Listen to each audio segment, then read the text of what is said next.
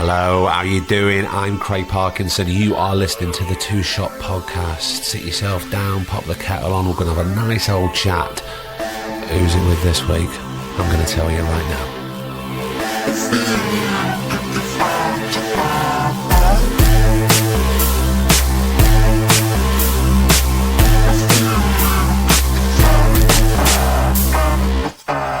How the devil are you? It's Thursday. You know it. It's the podcast, and it's episode 98 of the Two Shot Podcast. We are flying through them. Now, just before we get to this episode, I want to nip back to last week's episode because, let's face it, it was an incredible conversation with Lem Sisse, and the response was unbelievable. A lot of you were very moved by it, obviously. And a fair few people saying it's their favourite episode yet. So thank you so much. If you haven't listened to last week's episode 97, I urge you to go back and listen to it. I did have a few messages saying, Craig, I got halfway through it and I just had to stop. It was affecting me, but I am going to go back and listen to it. And that's fine. Just go back because, yes, some of it is hard to listen to. Some of it's quite brutal. But it's all true. It's someone's journey. It's someone's life. It's someone's name and someone's childhood that was taken from him. They took that from him. But at the end of the episode, I think there is sunshine. There is positivity. So do go back and listen to it and spread the word. And yeah, if you can, go and buy Lem's book and read that. It's an incredible read. I've been lucky enough to read it twice. And I did before I spoke to Lem, and I'm really thankful that I did. Although it did get me quite angry, as you may have heard from last week's podcast. But on to this week's podcast now. So, how are you? How are things? If things aren't great at the moment, just put it to the side. But any worries and questions and concerns, put them to the side. Put your feet up, run a bit faster on the treadmill, close your eyes on that commute because this is your time now. This is your podcast. And just make this about yourself. Or rather, let's make this about the life of Mark Strong because I was lucky enough to sit down with Mark for this episode. Now, you know Mark Strong. He's an amazing actor. You'll have seen him certainly over the last few years in some absolutely massive blockbuster films. He's been in Kick-Ass. He's been in Shazam. I first encountered Mark. It was very inspiring for me growing up watching Mark in this. And it was a show called Our Friends in the North, which we touch on in the episode. It's landmark television. You go through history of television for the last 20, 30 years. Our Friends in the North will come up. No one had really seen anything like it. And it turns out, with Mark and Daniel Craig and Christopher Eccleston and Gina McKee filming it, they didn't really know what they were letting themselves in for, which you'll hear on the podcast this week. So, I think we should get down to it. So I went to meet Mark in London at a swanky club. He thought we were going to be, he was a bit disappointed. He said, I thought we were going to be downstairs in Maison Berthaud. I said, I know, but somebody else had set up this meeting for us. So we sat down and we had a good hour, I think a bit longer, talking with Mark. And, we've seen him on stage, we've seen him on telly, we've seen him on film. But this podcast, as we know, week in, week out, is about the human journey and about who the person is. And we really get to know who Mark is. He is so lovely. And we already know he's a brilliant actor, but I'm sure you'll hear from this. I already know because I've been lucky enough to work with Mark. He is one of the loveliest men out there. I nearly said lads then, I never say that. He's one of the loveliest blokes. So, do what you need to do and let's get down to it. This is episode 98 of the Two Shot Podcast with the phenomenal Mark Strong. Enjoy, and I'll see you in a bit. You used to play in the football, the game that I play in on a Monday and a Friday morning. I was going to say, is that a North London one? Yeah, yeah. There's a group of we play at 10 o'clock on a Monday, Friday morning, and I always say it's basically a game for people who haven't got a proper job, because no one else could play at that time of the morning. No, of course. But it's such a privilege, you go to work on the tube and everybody's suited up, tired, briefcases, laptops, going to work, and I'm in my football kit on a Monday morning and a Friday morning, and I can't help thinking, yeah, you got to go to work, but I'm going to play football. It is amazing, though, mates. when those things happen, whatever you're doing, everybody else is going one way, so to speak, and you're going another way, and you have to check yourself and go, yeah, this is a privilege. Yeah, it is a privilege. Or the fact that you go, right, I may have to go away for 3 months, but then I know I've got a solid 6 weeks at home with the family, and I can put all that time in, and everybody else is doing that 9 to 5. Do you go away a lot? Do you make a choice about whether you're going to or not? Well, sometimes the choice is taken out of your hand. Right. But if it was a choice, I know a lot of people who go, well, I'm going to LA and I've got to do this in America and I'm away for 8 months of the year. I would find that really, really difficult. Yeah. Because certainly when children are growing up at certain ages, well, any age really, if you're going away for the majority of the year, you can't get those times back, especially if they're really young. I've become really conscious of that as my boys have grown up, and I realise I went away quite a lot when they were younger, toddlers, and I kind of console myself with the knowledge now that they're teenagers that then they're not really aware, they don't really need you, but when they get to teenage, they start making choices about life, sorting out friendships and, the concepts of trust and love and betrayal and all problems, those kind of things. Yeah. That's when they need you. So, do you make a conscious effort now not to do certain things like that? I do. I mean, we shot Temple and it was a big 6-month job, and pretty much since then I've tried to be available to them because I was away for so long. I mean, even though it wasn't abroad, I was filming nearly every day. And just before that, I'd been in Toronto doing Shazam for 4 or 5 months. I mean, I got backwards and forwards a couple of times, but even so... Did they got to come out, though, as well, didn't they? They did, yeah. But, I do. I think there's a checklist, isn't there, of... I find I have a checklist of things to do with each job, and one of them is location. One is character, one is director, one is story, one is pay. Yeah. And those kind of 5 elements, depending on how many of them are ticked, often seem to make the choice for me. But I have to say location has now become one of the biggest things. But it gets to that point in your life where, we love what we do, but it isn't the be-all and end-all. Yeah. Thank God. Yeah. There's bigger things. Do you think your attitude to the business changes, or do you think getting older and realising that in your mind, or do we get work that enables us to be able to make that choice? I think a bit of both. I'd like to think a bit of both, but certainly if you're asking me, has my attitude changed? My attitude has changed dramatically. Yeah. But I also think that's been facilitated by the work that I've been lucky enough to do. Yeah. Do you know what I mean? Yeah.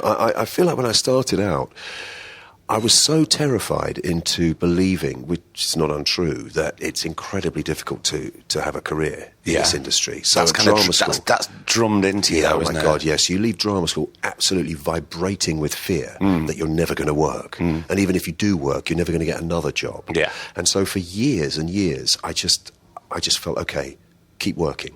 That's the thing. Take the next job. I mean, unless it was something I really didn't want to do, just keep going. And that's changed. I think now I'm much more choosy. And if there is some downtime, I can accommodate it and it's fine. I don't panic about it. So I think mentally I've kind of changed, probably just getting older. And also, these days, I think the jobs I do tend to pay more than the ones I used to do. So I can pay the bills for longer. And also you can afford that time off then. Yeah, exactly. But I think I was talking to somebody the other day about the power of saying no to a job, because I know a fair few people, certainly when I first started out 20 years ago, they would do exactly what you said. Got to keep working, got to keep the train wheels going, say yes. Yeah. And they ended up burning out and they ended up being really unhappy. Yeah. And luckily, touch wood, personally, I've only done, not that this is about me, Mark Strong, you understand. I'm going to somehow get it back to you if I can. Very sneaky. I've only been unhappy on 2 jobs Right. in 20 years, which is pretty That is good pretty going. good. Yeah, I've never really been unhappy on a job. I mean, time may just drag, and that can be a bit depressing. I mean, on Shazam, as fantastic as the movie is, making those kind of big superhero movies is incredibly tedious, because pretty much my talking scenes, if you like, were out of the way in a few weeks, and then I had to spend about 5 weeks in a blue warehouse. Rather than green screen, it was blue screen. In a harness. In a harness, in mid-air, Yeah. spinning, fighting, punching, looking mean, do you know what I mean? And virtually no dialogue. And it was really tough. And then I lost my cool a little bit. I didn't shout at anyone or anything, but I just suddenly realised I wasn't having a good time. Few and far between the jobs you don't have a good time on. Do you find it harder with something so specific like that when there is no dialogue? Because I always find if you're doing a big scene and you've got like one line in a 4-page scene, that is tremendously hard work to keep it going. Yeah. Because it's in your mind, isn't it? And That was ice, I believe. Yeah. So we'll cut all that bit over out. me. But that's what you get for turning the podcast about me. No, did I say the wrong thing? Also, funny enough, conversely, I can honestly say I don't think I've ever regretted a job that I've turned down. No. You know, I've never said no to something and then see it go and be amazing and think, oh, God, I wish I'd done that. It's funny, isn't it? In the moment when you're trying to make a decision about work, it's literally the only thing you can see, like the sun in your front of your face. It obliterates every other thing. You think, should I, shouldn't I? Is it the right thing? Is it the wrong thing? Am I doing it for the right reasons? All of those things come up. And then if I turn something down, usually I never even think about it again. And I've always thought retrospectively, why did I agonise so much over that? Was it really such a huge choice? But it's not, but I think we do tend to over-question sometimes. Well. But I think if you go with your gut first thing, that personally, I don't think that ever lies to you. That you can never fail with that, can you? If it's the first gut instinct about turning something down or even accepting something. Also in life, I think if you are really concentrating on the decision you've got to make, once you make that decision, you can't retrospectively change that. You know, if I choose to do something in the moment that I make that choice, I'm making the right choice because I've thought about it.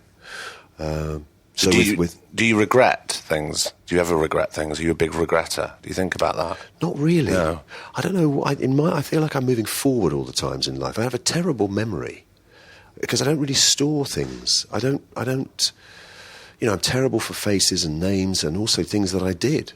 And I think it's because I'm always moving forwards. I'm always looking ahead. I'm the kind of person who tries to avoid problems coming up and think how I can avoid those things rather than worry about what's gone.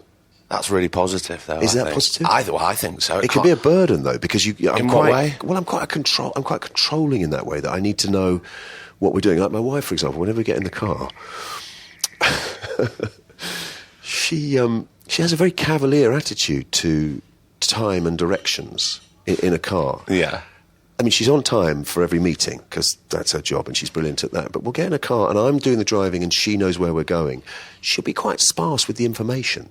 Right. And I'm like, look, just tell me, like, in 2 roads' time, we're going to turn right. But she won't do that. She'll wait until we're nearly there and she'll go, oh, it's a right here. See, that would really annoy me. Yeah, and I've actually said, that's really difficult for me to cope with because I need to know in advance what's coming up and everything. Yeah. Makes no difference. Also, running for the plane. Unless we're literally running for a plane, because we've timed it brilliantly from home to the plane, she's not happy. I'd get there a day before. Oh, me too. You know? I mean, I was going on holiday with my little boy recently. Right. I was so paranoid. You know, when you're travelling alone with a child, I was quite nervous about it. It was the first time I'd ever done it. So what I did was booked a hotel near Gatwick Airport to get up at 4 o'clock in the morning so I could get to the airport. And then if I'm there an hour before we have to, I can relax. My shoulders are down. I'm more or less already on holiday then. But if I'm running, or there's a big... the thermometer in me just sort of boils and boils. And she's rewired differently. The victory for her is timing it perfectly. Is it? So that you leave at the last possible moment you can leave, everything happens, and then you literally get there, you walk through, you're through security, you walk in, the gate is called, you're there, the queue's going down, you're on the plane. If she can have that happen, and that's what she's aiming for, she's really, really happy. I mean, hats off to people like that. When does that ever happen? It never happens, but that fills me with fear. Yes, yeah. Because of failure. Yeah. So, I'm sure that's why we're together. Because they say opposites attract, It's a nice balance. Yeah. Do you think you've always been like that, Mark? That forward-thinking, always moving forward? I think so. And I don't know if that's... I mean, obviously, I'm never in anybody else's head, so I don't know how other people think. But I meet people who have incredible memories and can remember everything that they've done in the past, their memories as children and stuff like that. I don't really have any of those things. And I can only put it down to that I've always had to prepare. And I tell you actually where it might come from. My dad left when I was young, a baby, so he was never around. So my mum had to try and bring me up, and she was from Austria. So she was in London in the 60s, age 20 with a kid, and worked in the rag trade. I was born in Islington, we lived up there. So she worked in a factory by day and a bar at night to make enough money to keep things ticking over. And the point came, I think, when I got to age sort of 5, I was a bit of a handful. And she didn't know what to do. So friends of the family, who we're still friends with, gave her the advice of putting me into this state boarding school. They'd found somewhere down in Surrey whose the remit of the school, which used to be an orphanage, was called in Victorian times the Asylum for Fatherless Children. And its sole remit was to provide schooling for disadvantaged kids from London who didn't have fathers. So we applied. Yeah. And I fulfilled the criteria. So I went there at 5. So from a very early age, I was very organised, getting stuff planned and prepared. You get up in the morning, you'd make your own bed. You'd go down. If it was your turn to lay the table for breakfast for everyone, you had to do that. So I see with my son now, who's just my younger boy, who's just started secondary school, getting everything together, his kit, his sports kit and all of that, and doing it on time and brushing his teeth and having everything ready. It's tricky for him because he's a bit of a dreamer in a lovely way. But it's exactly like my son. Really? He always gets told off after he gets out of the showers that he needs to get changed. And he's got dyspraxia, so he finds buttons and coordination things quite difficult. So he's not as quick off the mark as all the other kids. Plus, he's a bit of a dreamer and he loves a chat. Yeah. So when he's getting dry, he's supposed to be, he's... How lovely, I know. But and he gets quite angry about it. So, well, don't, just listen and just try and do your best. But yeah, I don't mind being that dreamer type. But that's very lovely, because what I was going to say is I'm conscious that I have to bite my tongue and not rush him along, because I felt very guilty the other day. I did kind of go, "Come on, pal, you got to be quicker than this," and I could see him sort of start to get upset. I thought, "Oh, that's terrible," and I don't want to visit my forward-looking control planning thing on him, because he's his own guy. Exactly. And his personality's growing all the time. Yeah. But at school, you see, so when it then came to secondary school, which was also a state boarding school, I mean, I don't know how many people have state boarding school history from 5 to 18. But my mother moved abroad when I was 11, went to live in Germany because she could earn more money. She spoke German. England was having a 3-day week, rubbish in the streets, there were power cuts. It looked like we were all going to the dogs, And Germany was having an economic miracle. So she moved and said, "Do you want to come with me?" And I thought, well, why would I want to go to Germany? So I stayed on at the school that I was at, that I'd started as a day pupil and became a boarder.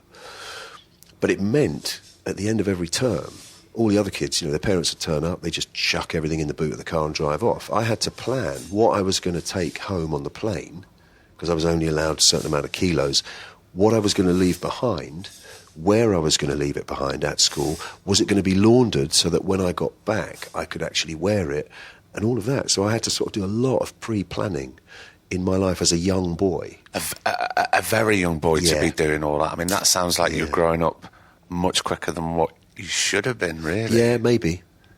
How was it, just going back to when you were there at 5 years old, to start a boarding school already? I don't know how I would be able to handle that at 5. Again, because I've got terrible memory. Yeah, I can't really remember. My mum has this photograph, though, of me looking a bit weepy on the day that she dropped me off there and left. She's got a massive sort of 60s beehive hairdo, and I'm in a little sort of blazer and shorts, and I look a little bit sad, you know, so... But I don't remember that. And I have to say that whole school experience sounds pretty Dickensian, but actually wasn't. It was totally fine, and I had a great time, because all the brothers and sisters I don't have were replaced by people that I was at school with. Yeah. So I kind of grew up with, you know, learning from them or watching them. Were you quite confident as a child, Mark? Because I mean, if you were making these friends and they were becoming sort of your brothers and sisters, do you think that was an easy thing for you to do, or a natural thing? Not particularly confident, I don't think. I was quite chunky when I was sort of 10, 11, 12. I think I felt a little like, you know, I wasn't one of the cool boys, one of the good boys, and I was sort of on the outside a little bit. Partly, again, because I didn't have a normal family unit and I was watching them all and just felt a little bit of an outsider. I always felt, I think, at that age, if there was I needed a rule book. Give me the book so that I can work out how I'm supposed to behave and what I'm supposed to be, and then I know what I'm doing. But I was learning from everybody about me. But then, in my mid-teens, I suddenly grew up and got really good at sport. So I was playing A-team rugby, I was captain of the basketball team, swimming for you know, Norfolk, my county, and at the time. And it all kind of got good. I think what I realised is I became visible, I suppose. And boarding school works if you have a talent, if you're visible. If you're bright, if you're musical, if you're whatever. If you're invisible at boarding school, I think it'd be really tough. So I wasn't confident, but then I think I gained some confidence through sport. How were academic studies? Average is the best way I can describe it. Right.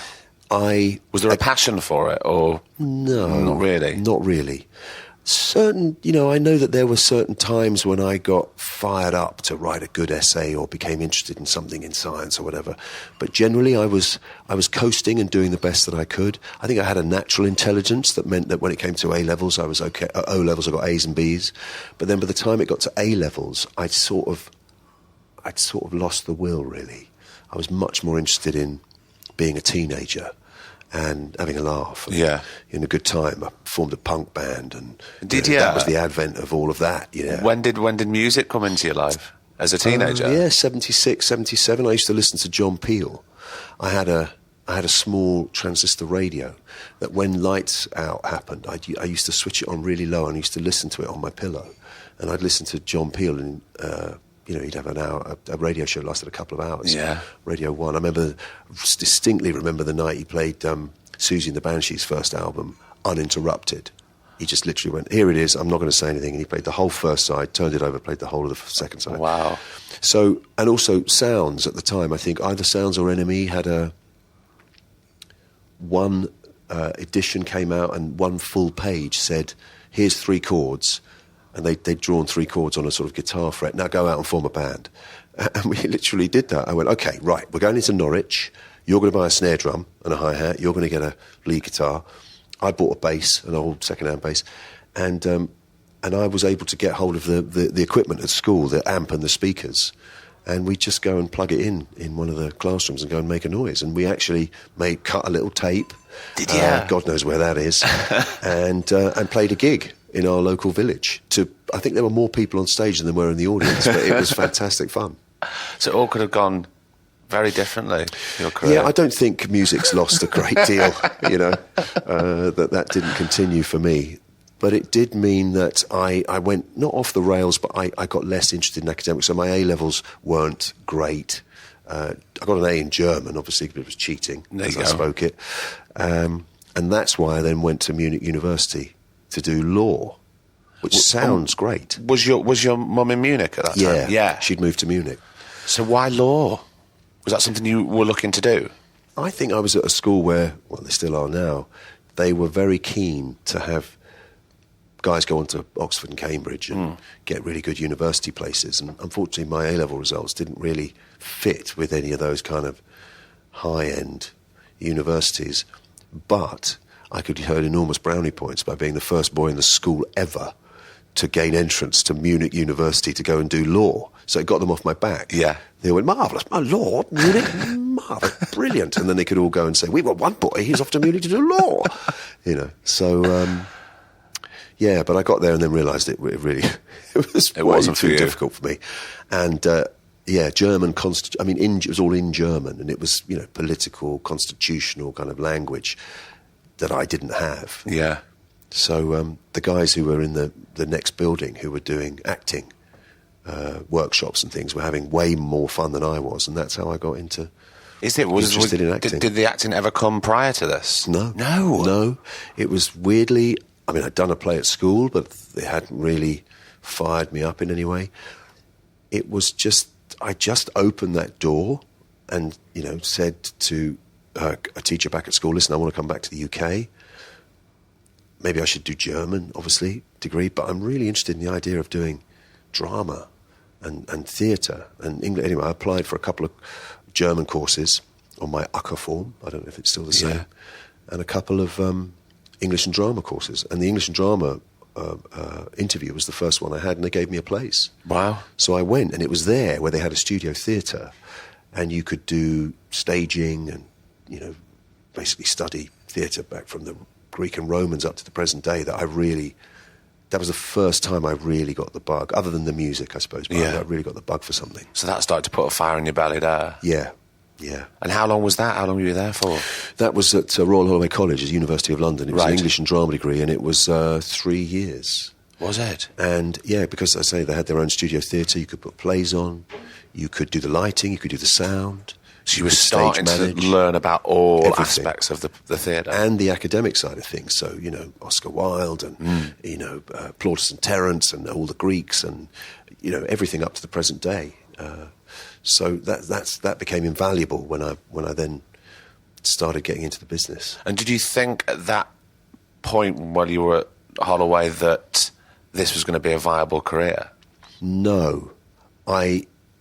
There were a lot of people there, obviously, and the mantra was, of course, I should be at drama school. So I think a lot of people who were into acting and wanted to go to drama school, their parents said, no, get a degree. Yeah. So that's the first time I went, drama school? What's drama school? Found out about that. And then after Holloway, I realised I needed more than just, you know, the kind of academic experience that I'd had. And I went to the Bristol Old Vic for 2 years. How did you find Bristol? Amazing. Loved it. From the first day, absolutely loved it. I always remember Chris Dennis, the principal there, on the day that we all gathered, he said, listen, if there's anything else that you have any interest in this life, if there's anything else that you think you can do, I strongly suspect you leave right now. Yeah. And that really struck me. And I thought, obviously, nobody left, and he didn't really mean it, but he was making it very clear. You need to have this drive and this love of it. And I did. But I think he's right. I mean, so many people go, you know, did you have a plan B? Well, no. If I had a plan B, then I should probably have done that. Yeah, no, there was no plan B for me either. And it's fascinating today how many young people I meet who want to get into the business, you know, whether it's directing or making films or acting and all of that.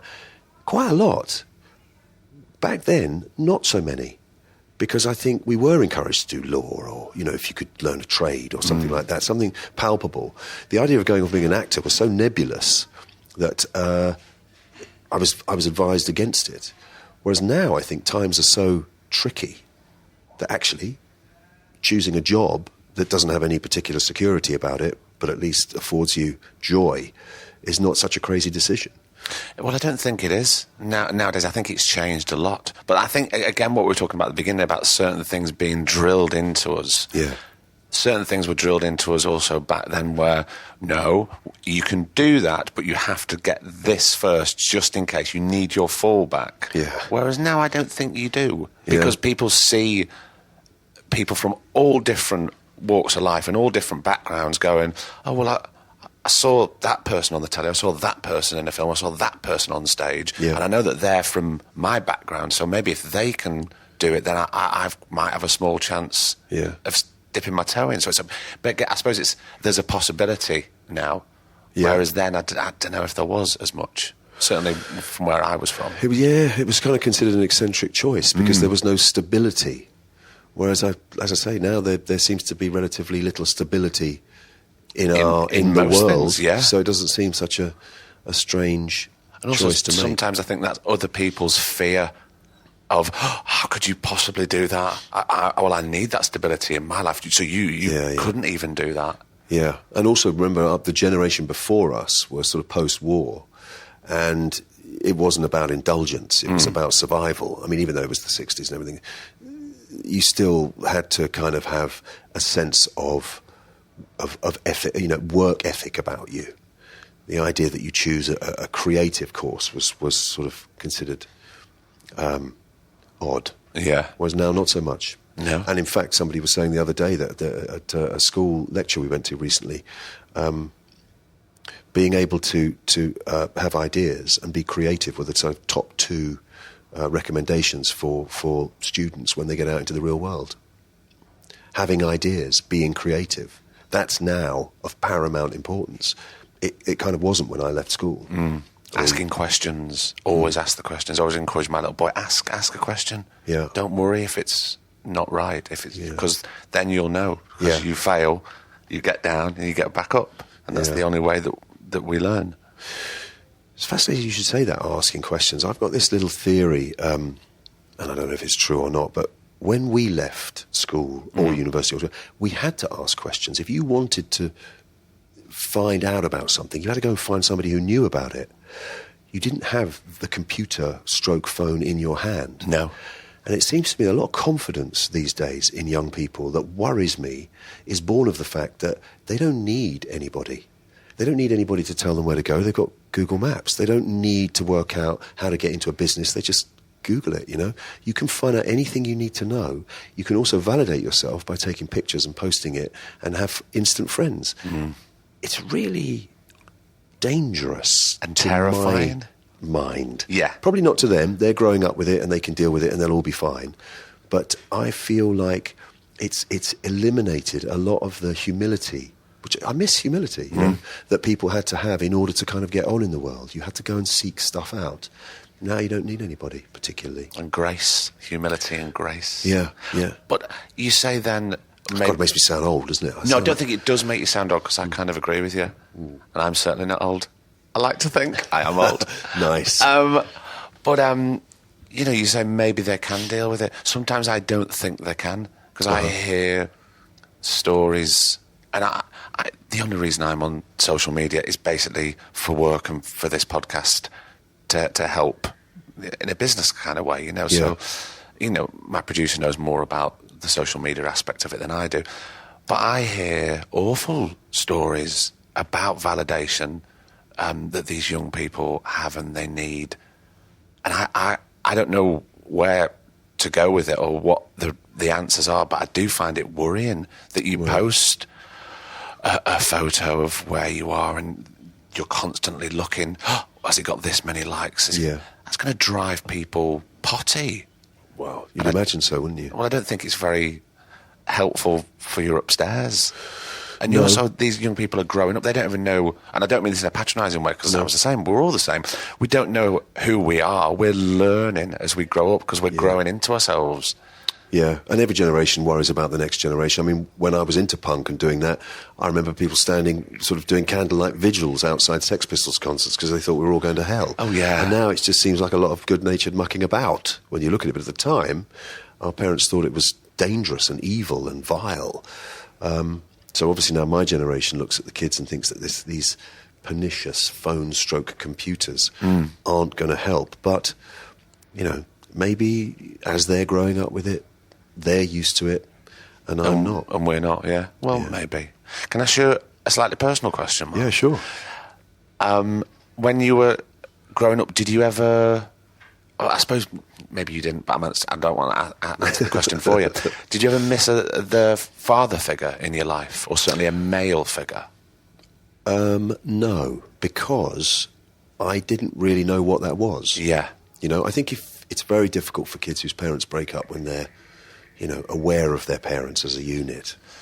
I suppose from 3 onwards, it'd be tricky. And then if they say 11 to 15, teenage years is the worst time because, they're aware of the presence of both parents. But I just grew up with my mum. That was it. And of course, we were in a foreign country, so all her family were abroad. So there was just literally me and her. And that's what I was used to. And in a way, I've thought about it since, it was probably kind of liberating because I didn't have anybody telling me what to do. I didn't have anybody I needed to emulate. Yeah. I didn't have anybody that I felt inadequate because they'd achieved something. No brothers and sisters as well, so nobody to compete with. I didn't miss all of that, actually, the so-called normal family life. I mean, my missus comes from a normal family, and it's great. They all love each other and argue with each other in equal measure. And it's fascinating watching the dynamic. But there are downsides to close family as well, as well as. But I think I thrived, actually, because it meant I had to work things out for myself. And I suppose, as you say, you can't miss what you didn't have or you didn't know, can you? No. And do you think because of not having that, you had a closer relationship with your mum? Yeah, I did. Very close to my mum. But boarding school got in the way of that a little bit. Being sent away meant... They say there's a great book by Steve Biddulph, I think, called Raising Boys. I don't know if you've read it. No. In it posits the theory that boys kind of need their mum for the first 6 years, their dad for the next 6 years, and then something or someone else for the subsequent 6 years. Right. And that is, I think, absolutely valid. So up until the age of 5, 6, my mum was around and I was with her. Then school really took the paternal, all those teachers, those male teachers who were in loco parentis, it's called. They were kind of the father surrogate. And then, I got to sort of 12 and I wanted something other than my parents or parent. And so, especially with her moving abroad at 11, it meant we didn't... I probably was at school more than I was at home. And even when I was at home, she still had to work and earn money, so she wasn't around all the time. So we had a very fractured relationship through me growing up. Was it one of those relationships where... So when you were at the boarding school and then you were going back to go and see your mum, would you pick up kind of where you left off, or would there be a time where you had to crank the relationship back up again? Do you know what I mean? Yeah. Where you would pick up exactly where you were, or... It would... No, it was stages. Right. So I'd be with her over a summer, then go back to school. By the time I got back at Christmas, she might have a new boyfriend. Right. Do you know what I mean? So then, or have moved. Yeah. And in fact, she had boyfriends and moved in between times. She moved around all the time, my mum. Did she? Yeah. Because of work? She couldn't ever settle, I don't think, and was always just looking for something. So, no, it was more stages. So I'd get there that summer, we'd have that sort of relationship. And then the Christmas would be slightly different. We'd be somewhere else, maybe with a new guy in her life or whatever. Then I'd go back to school. By next summer, something else would be taken. She'd got a new job or something. Did that become part of the norm? So you were expecting her to be moving? And It did. And then I got to sort of 14, 15, and I thought, there's no point in me going back there because I don't know anyone in Germany. And, mum seems settled in her life. Yeah. And I'd sort of spend holidays with friends' parents. I'd go to their families and not go home for Easter one year. Or I'd go and stay with mates in a squat in Norwich. We were in a punk band for a couple of months one summer instead of going home. So just jump in again. We move around the time frame on the podcast all the time. It's okay. Bad. But during that 2-year period in Bristol... Yeah.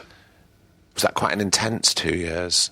Yeah. Was there any point during that 2 years where you thought, even though you went in with a very positive attitude, was there any times where it kind of broke you or made you think twice about becoming an actor as a career? Never.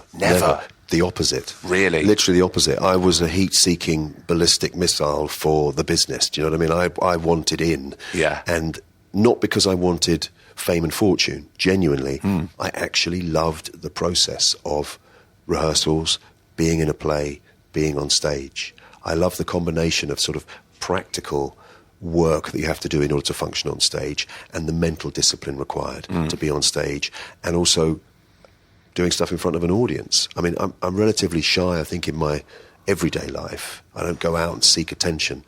But there was something about playing to an audience that I don't know why, I just got it. And it's the thing that I still love more than anything. And so at drama school, I worked really, really hard. You know, it almost too hard. I sort of thought, you know, if I really, really, you know, work as hard as I possibly can, then it's going to guarantee me something.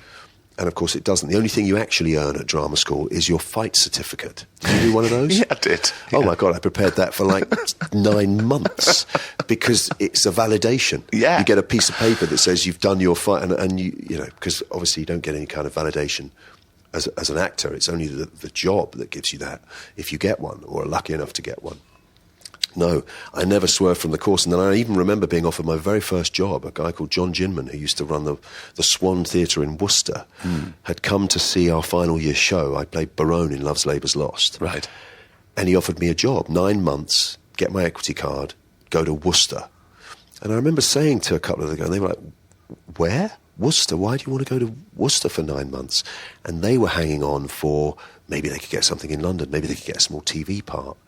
And they had aspirations that were more, I suppose, about the business. I just wanted to do it. You just wanted to work. And he said to me when he offered me the job, he said, listen, you might get other offers and stuff, but and I'm happy to wait to see what you get, you know. And I was like, no. On that phone call, I went, no, I'm coming. I want it. Yeah, I'm in. And you took it? Yeah. And I left and went straight up to Worcester and did a 9-month season of 9 plays in 9 months. So it was monthly rep. We would rehearse during the day and then perform the previous play, if you like, in the evening. And I got to play Jack Worthing in The Importance of Being Earnest. I got to do Tony Harrison's The Passion. Right. I got to be in a pantomime. And then a new play, and Young Belair in The Man of Mode. My very first professional job was playing the teacher in Our Day Out. Was it? Willie Russell play, which is a play about teachers taking a bunch of kids to a zoo, and they say don't work with children and animals. And it was the very first job I ever did. It was all children and animals. Not exotic zoo animals, because you couldn't really get those in Worcester, but we had goat and a couple of geese. And perfect. Stuff like that.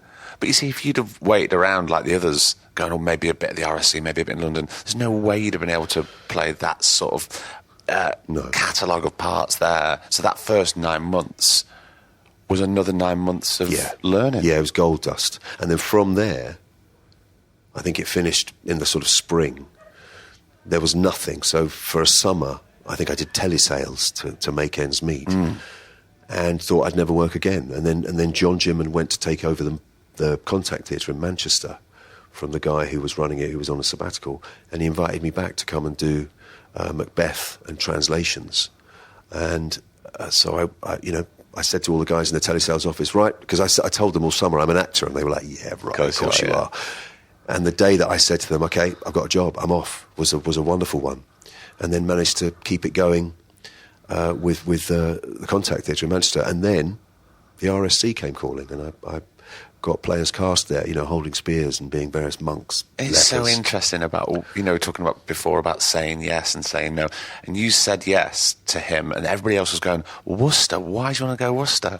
And then we were talking about regrets before. You don't need any regrets. Imagine if you hadn't have taken that, then he wouldn't have taken. Everything happens for a reason, so it is about who you work with. Yeah. I think it's about, you know, it sounds cod psychology, but it's about positivity, and it's about, you know, just you know, if you put the good vibes out there and you do the work and you learn stuff, even for things that may not be glamorous, and you think they're glamorous enough for you, it will all pay off, you know. Yeah. And I feel like it did. I think all that work that I put in, and it wasn't hard. I loved Worcester, and I loved Contact, and I loved being at the RSC, you know, suddenly standing side stage and watching people like, you know, Mark Rylance and Ray Fiennes and Penny Downey and all the older actors, and then from that I went over to the National and did Lear and Richard III. You know, Richard Eyre was directing Richard III, Deborah Warner was directing Lear, and it was one company doing both plays. Wow. And we went on a world tour. Oh. We went all over Europe and Eastern Europe, because the wall had just come down, and Tokyo and Cairo, which is exactly what you want in your mid-20s. Unbelievable. You know? And McKellen was playing Richard III, Brian Cox was Lear, and you used to stand side stage and watch them. And more importantly than that, even than just watching them perform, was seeing how they were off stage. Because when you're on tour with people for that length of time, and it was, a year, I think. And you become a family. Yeah, but you watch them in life. And I think the humility and the confidence, that sort of strange combination that they all seem to have, was something that I learned from. But you never stop learning. No, of course. Do you think that now? Oh, God, yeah. I mean, I don't know what it feels like for you, but every new job, I feel like I've forgotten everything. Yeah. You have to start from square one again. Well, it is first day. It's always first day of school. Sure. New people, new words, new character. Forging relationships quickly, sounding people out, making sure you're as sound as you can possibly be and open. Yeah. I always think being open is so important. Yeah, I agree. And I have to say, often when I've done press, I've had actors go, "Oh, you've got to be careful of journalists. You see, journalists, they'll get in there and you won't be happy." And I've found the opposite to be true, actually. The more open you are, the more people realise that you're not just journalists, but in life, that you have no ulterior motive or side. Yeah. Then the more people relate to that. Yeah. Because everybody can relate to that. You always can relate to someone who's kind and warm and open. And then they relax as well, because you do You're not competing, and it's not a game. Exactly. Yeah. People are worried about if there's a game. If there's no side, then they're not going to have a side. Sure. So everybody can relax. Sure. You have to have a bit of steel, though, just in case someone does take advantage of that. And that can sometimes happen, that you are warm and open, and somebody thinks, therefore, you're weak. Well, never confuse kindness for weakness. No, exactly. That's the thing. So if you can turn it on, and that's all right. That's the autobiography. That is the autobiography. Do you know, during those 10 months in telesales, when you were thinking, well, that's it. Yeah. Was your spirit crushed, or was it quite a roller coaster? Or were you still... Have we got time for a great story? We've got time for everything, Mark Strong. Okay, so it wasn't 10 months, it was a summer. It was sort of April through to September. That was the thing. It was a highly dodgy outfit that I didn't really realise until later. These guys pretended they had magazines that they were advertising in, and that these magazines were being sent to all the captains of industry throughout Europe. Yeah. So the idea was that you rang various people cold and offered them advertising space in these magazines. And people have an advertising budget for their company, so they would, if you were persuasive enough or they needed you enough, or they would put their advertising in the magazine. I only subsequently, when I left, found out they only print as many magazines as there are advertisers. No. So everyone who's advertised in it gets a really glossy magazine with their ad in, but it's not actually going to anyone. It was a total con. And it was only afterwards that I realised all the people in that room kind of knew that. So they were all on some level con artists. And that was compounded just before I left by this one guy who turned up. I'd been there a few months. Yeah. All I remember is he was called Howard. And he came in and he was in there one morning when I got in. He was a couple of desks away from me. And he said, "Hello, I'm new." I was like, "Hello, Howard." And we got to know each other. We became quite friendly. In fact, we'd go out for lunch together at Simpson's on the Strand, in our suits, pretending we were somehow, big businessmen or what the hell. And he would weave stories. He'd say, while we were there, he'd say, "Oh, that guy over there, see that guy? He's a judge. He presided over my divorce." And another time he told me that he had some sort of problem with his spleen or something, some medical thing that he'd had. And he was telling me all these stories. We became quite close. And then one day, he invited us all to go for a weekend down to a boat that he was going to rent down in Southampton. I couldn't make it that weekend. I think I was doing something. And the guys all went off. And the next week when I came in, Howard wasn't there. And they all turned up. And apparently Howard hadn't turned up at the boat. They'd all gone down there with their bags, ready for a weekend on a boat. He just vanished. Didn't turn up, couldn't get hold of him or anything like that. And it turns out the method for earning money in these in this office was that you had to get somebody to agree to advertise. And when they did, they had to send a particular wording by telex to the office. That was your commission. That was your proof that you told advertising. But of course, the mag didn't come out for a while. So you tried to collect as much commission from various people as you could, and at the end of the week, all those little chitties would pay you money. Yeah. They gave you, you got it in cash, okay? So what Howard had been doing, every time I got a sale, he'd rented a telex office in Birmingham he would send a bogus telex to the firm from some company, probably a real company, knowing that they wouldn't actually check up on these telex until it came time to get payment, which was in like 6 weeks' time. So he basically came in, he did 6 weeks of bullshitting everybody, did a couple of side deals as well, got money off people for faxes that he was going to give them and stuff like that, and then just vanished. And when they told the police, they were like, yeah, we know that guy. He's a confidence trickster. No! Yeah. And I couldn't believe it. So in a way, even in my downtime when I wasn't acting, I was being given the best acting lesson by this guy, because I thought he didn't have to go for lunch with me. He didn't have to say all this stuff about the judge and the display. And then I realised it's all stuff designed for you not to see him. Yeah. He's got stories. So when they said to me, what do you know about him? All I could remember were these stories he told me. I knew nothing about him. Where he lived, how he got to work, anything. Proper smoke and mirrors. Amazing, yeah. Well, it's all been theatre up to now. Mm-hmm. When I was thinking about you and thinking about me for once, and my past and what were inspiring me and what I think are certain landmark television. When you say landmark television, there's not loads, is there, throughout history, I think. I mean, there's a big few. But one for me was Our Friends in the North. Right. And when I think about that, I can't put it aside any other series. Were you acting by then? No, I was just watching loads of telly and being a kid. Yeah? I was a teenager. Right. So were you aware of it as a phenomenon, or were you actually into the show? I was actually into it, and it was only after that I went, oh, this is huge. Yeah. There's nothing like this. And the time frame of the story. Yeah. And I'd never seen anything like it. No.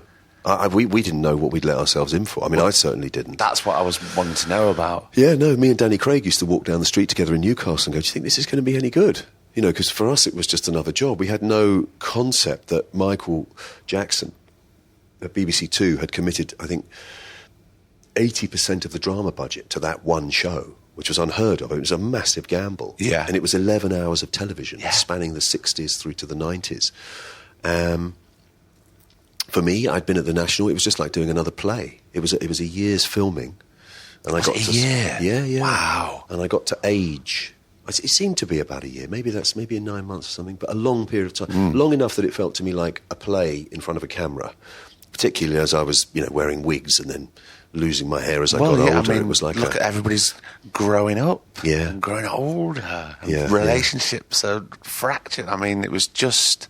It was great, actually. It was really, So making the transition from theatre to TV, which I did with that show, was an easy one because I'd been dressing up in the theatre, pretending to be ages that I wasn't. So it was just doing the same as I'd been doing in the theatre, but in front of a camera. So it's interesting that you were walking down the street and going, I'm not do you think? We didn't know what it was. But sometimes you can trick yourself over if you've got a great script and you've got a great cast, great director. You're going, I think this is going to be pretty good. Yeah, and then it's not. It's not. As you know, you never know. And actually, often the opposite is true. When you're all feeling confident on set, I find that a little dangerous. I find that really worrying. That's when it's going to be ordinary. Yeah. Or if you're all laughing at each other a lot on set, it's not going to be as funny as you think it is. No. But it's that self-congratulatory thing. I have a real problem if I'm in a scene with somebody and at the end they go, right, we've got it. I'm going, we've done that. Oh, we've smashed. Yes, come on. Yeah. No. Maybe, yeah. No. Maybe it's not quite as good as what you think. Maybe just reserve yourself a little bit and think, hopefully it's good, but I don't know. Maybe we could have done it. Well, there's so many other layers that have got to happen there's before always the thing comes to the screen. Yeah. Who knows? Maybe over that bit they put a bit of crashing music and you're not even... You have no control. You can only look after what you do and do that to the best of your ability. Absolutely. And everybody else has their own little jobs. Yeah. Don't be nicking their job. You focus on yours. And that's why it's such an inexact science, making film or TV. because there's all of those levels have to, or even theatre, because everything has to work for it to succeed. Do you find you have more a sense of control in theatre? Totally, because it's you on stage. The director has to sit out there fretting while you're running the show. And having exec produced on Temple, it's been a real revelation, because it makes me realise how much goes on behind the scenes, how much music can change a scene, how much editing can change a scene. You know, the scene that you were playing that related to a previous scene that you'd worked your socks off on may not even be in the show. Yeah. You know what I mean? So there's a lot of manipulation goes on after the fact, which is great, actually. It makes me worry less about how consistent I'm being over the course of a show. I mean, obviously you have to draw your graph of your, in inverted commas, journey, and play the scenes along the lines of that graph as they come up over the schedule. But, you know, scenes may just disappear, and your whole plan might not work. I mean, Stockholm I did just recently. Fantastic little film with a director called Robert Boudreau. I went to Canada, to Hamilton, to shoot it. 6 weeks, story about Stockholm Syndrome, about two robbers who take hostages in a bank, and then the hostages fall in love with them. And that basically gave birth to Stockholm Syndrome. Right. Me, Ethan Hawke, with the two bank robbers. Noomi Rapace is one of the people that we're bursting in on. And it was a fantastic sort of Dog Day Afternoon kind of reimagining of that event. Crazy, you know, there was a car in it that looked like the car that Steve McQueen had in Bullet. Right. Ethan had a massive wig and a cowboy hat. It was a fantastic sort of noisy, brave reimagining of all of that. So I did it, and it was great. I had a couple of fantastic scenes in it. Anyway, when I then saw the film, to cut a long story short, it was okay, and two of my best scenes that I really liked had gone. And also I think they decided in the edit, well, let's forget the Dog Day Afternoon craziness and let's make it more of a love story. So they changed the name of it from Stockholm to The Captor, and the picture of Ethan and Noomi cuddling each other on the front of the DVD, and then put a bit of cheesy music over it, and it became much more about the love story than it was about the craziness of the bank robbery, which is fine, and obviously greater minds than I had decided that that's how it should be. But it was really, I found it a little disappointing. Interestingly, you saying that, would directing be something that you would want to get into at any point? And I'm thinking, well, have you not done that before now? I've never done it, no, and I don't know. Why? It seems quite daunting. I don't look at that and think, yeah, I can do that. I look at it and think, how can you do that really, really well when I don't know enough? Maybe I'll get there. And interestingly, exec producing on Temple meant, funnily enough, there is a breadth of knowledge that I have over the last 30 years that can be useful. Yeah. But I don't really know about lenses and technical stuff, and I would want to know about all that stuff a little more, although they do say that the cameraman and the DOP takes care of all that stuff. But I don't know. No, I haven't done it yet. I'm still enjoying acting. I'm enjoying, you know, a script landing on the mat and you see a part and you think, yeah, I can do something with that. I'm still having fun with that. That's amazing that you're still having fun. I think that's what it's all about. Yeah. Well, I'm about to go off and do Cruella. Disney are doing the live version of all of their things. Anyway, they've got an origin story of Cruella with Emma Stone playing Cruella and Emma Watson playing the Baroness. Right. And it's being directed by Craig Gillespie, who did a fantastic film called I, Tonya. I love saw that with Margot Robbie. Robbie. It's brilliant. So he's doing a kind of punky reimagining of this origin story of Cruella de Vil. And I'm going to go along and have a bit of fun. I'm playing a sidekick of Emma Thompson. It's not a huge part, but I get to be a sidekick who you think is highly dodgy, and there's some fun to be had with it. And that's why I've signed up. So, but if there's not fun to be had, then why are we doing this? Well, no. I mean, the truth is, I'm never my own. What's the expression? I'm my own worst enemy sometimes. You know. In what way? Well, I find I get involved with the sort of jobs that when you open the first page, it says night, exterior, trenches, rain, mud. It doesn't say Caribbean, or Bahamas, whatever. Although, sunshine and. I do get involved with the tricky ones that have like endless night shoots and stuff. But they're actually the interesting ones. But I still have fun doing those. Exactly, a different type of fun. Yeah. Do you ever get to? Do you get to a point, say, if you haven't been on stage for a couple of years, do you get a bit twitchy? Yeah. And you feel the need to get back on? Yeah, just recently. I mean, the last play I think I did a long time was before the recent ones was. Sam Mendes' last 2 shows at the Donmar, he did Uncle Vanya and Twelfth Night with the same company. And Simon Russell Beale and Emily Watson, Helen McCrory, really good cast. And that was it. That was me done. And then I got into film. And then A View from the Bridge came along. And I thought I had been out for a few years. Apparently 12 years I hadn't done a play for. And Is it that long? Yeah, and I'd always said to myself that I would do a play a year or every couple of years. But 12 years had gone by, and I just not done a play. And A View from the Bridge was dipping my toe back in the water, and I loved it so much. I had such a great time, and I felt like I'd learnt a lot of stuff in front of a camera that was useful on stage. Right. And the thing was a big success, and we did really well. So straight away, I did a thing called The Red Barn. With Robert Icke and the National, because I wanted to get back up there. And I'm going to do something next autumn that's already on the cards, definitely with Robert. But Brilliant. I can't say what it is yet because they're still casting. Tell me after when we've stopped recording. I can. But it means I am going to try and, every couple of years, I want to get back on stage, because I do think that's the lifeblood of it all, playing to a live audience, your own rhythm, and how you can be either funny or tragic has no sounding board unless you have an audience. Because obviously, as we've said, you do that stuff on camera, somebody else takes it away and decides what rhythms they're going to choose. So it's really your only way of working out how to perform. And especially for you with your career and your past, that's where it all started. That's where the love started. Yeah. So it's quite right that you should revisit that. I never even thought of doing TV or film, to be honest with you. I mean, when I started, and I did that Worcester, Manchester RSC National thing, then I went to the Royal Court and, the Almeida, and I was just going to do theatre.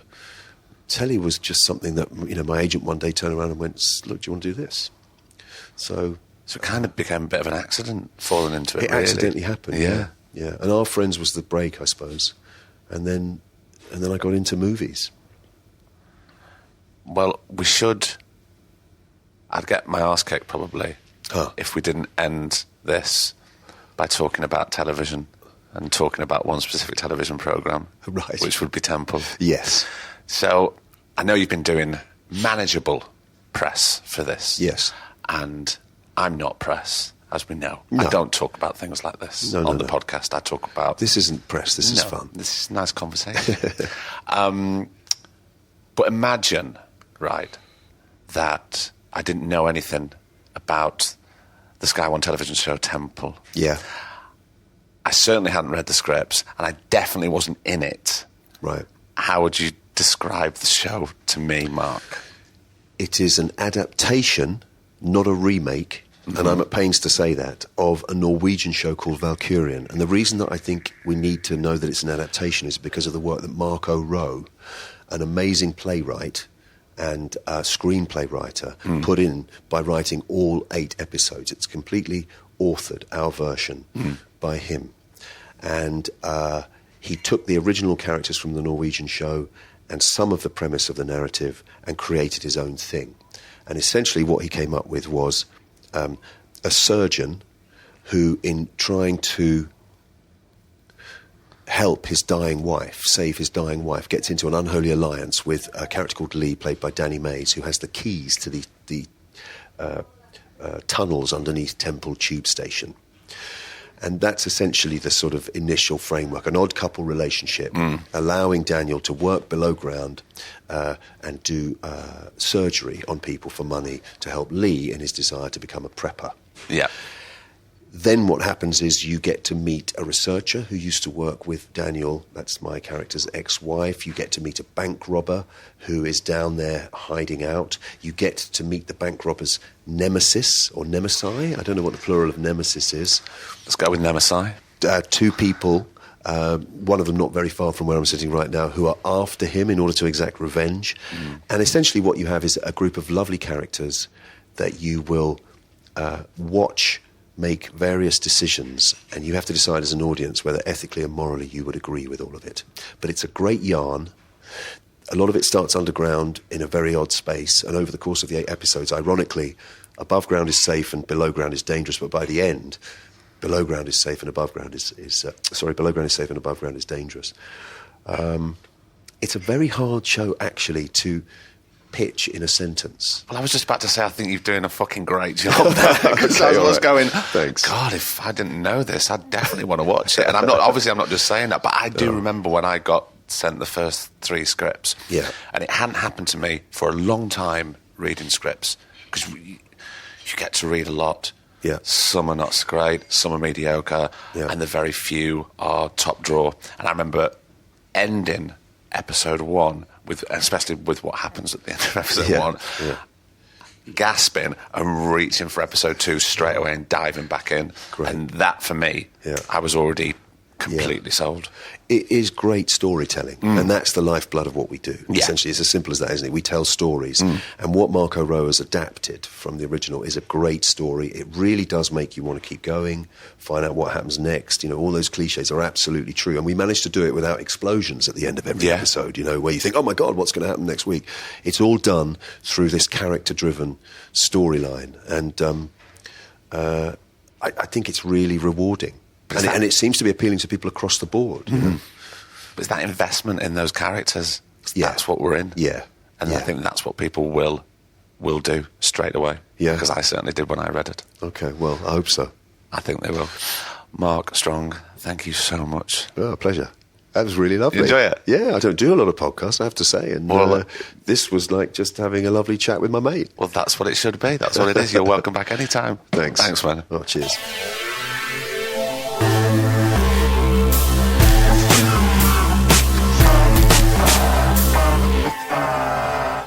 Another episode is done. What did I tell you? One of truly the genuinely nicest blokes. There's no side to Mark at all. He really cares about what he does for a living, and he takes it seriously, but doesn't take everything seriously. He's got things into perspective. He knows what's what, and I love spending time with him. And also, I loved working with him. Now, there is a show out right at the moment. All episodes have landed, all 8 episodes. It's on Sky One, it's on Now TV. It's called Temple. It stars Mark Strong, past Two Shot podcast guest Danny Mays, the wonderful Carice Van Houten. And look, if you haven't heard Danny Mays' podcast episode, go back through the catalogue and listen to that. It's a great companion piece with Mark's episode. And go and watch Temple, because it's a really good show. Trust me, you'll absolutely love it. Sky One, Now TV, Temple. Do go and watch it, and watch Mark and Danny. They're just phenomenal. They're such a great odd couple casting. It's amazing. What else I've got to tell you? I have to tell you that next week is episode 99, and then it is the big 100th episode. And do we have a guest for you? We do have a guest for you. It's a really good guest, and I will tell you next week. So do send us your messages on Twitter. We are twoshoppod@gmail.com. Go and tell somebody about this pod. You know what? Go and find 5 friends who don't know about this podcast, and get the phone out and get them subscribed and get them listening. Get them starting with somebody who they might know, and then let them fly, let them go through the back catalogue. We do that. Go and tell 5 people and send us a message when you have done. Yeah, we're on Twitter, we're on Facebook, we're on Instagram. If you want to drop us an old-fashioned email, you can do that. We're twoshoppod@gmail.com. You know what? If you've got a couple of quid, every month. Just root down the back of the sofa each month and join us on patreon.com. These episodes are free week in, week out. And as you hear, we don't have any sponsors or anything like that. So it'd be quite nice if you, the listening community, could help us out. So until next week, I've been Craig Parkinson. He's been producer Griff. And this has been the Two Shot Podcast. You take care of yourself. Bye-bye. The Two Shot Podcast is presented by me, Craig Parkinson, recorded and produced by Thomas Griffin for Splicing Block. Our brilliant music is courtesy of Then Thickens. Cheers.